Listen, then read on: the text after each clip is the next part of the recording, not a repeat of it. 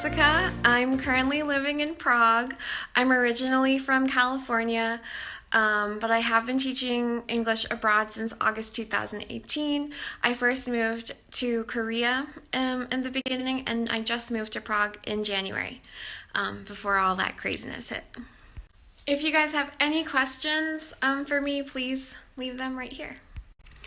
So I'm going to show you our apartment. I live with one other roommate in Prague 4. It takes me about 20 to 30 minutes to go into the city, and I found my apartment on Facebook in January, and it only took me about 2 weeks to find. So here is the apartment. Let me flip you around. So when you walk in, it's immediately the kitchen, my roommate's room, one of our vacant rooms, and then here is our shower, and this is our toilet room, and then here is my room. Yeah, and then there is just some buildings. My room is facing the courtyard.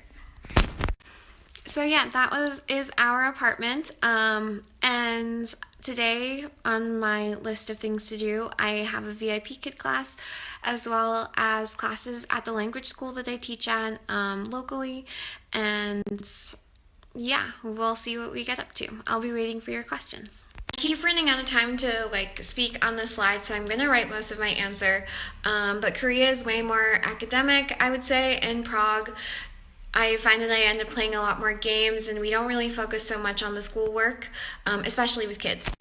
This is such a long answer for me because I moved to Europe during one of the most probably weird / difficult times ever.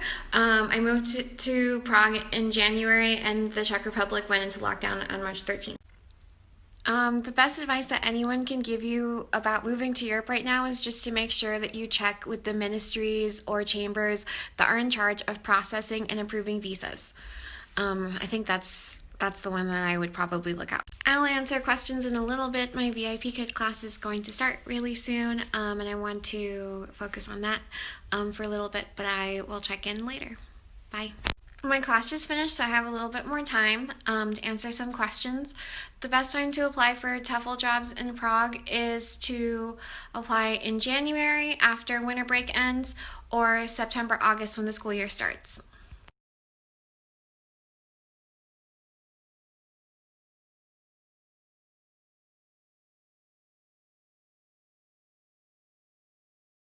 So I usually take the tram to work because I have a tram stop right outside of my apartment, so that's really convenient. You are supposed to wear a mask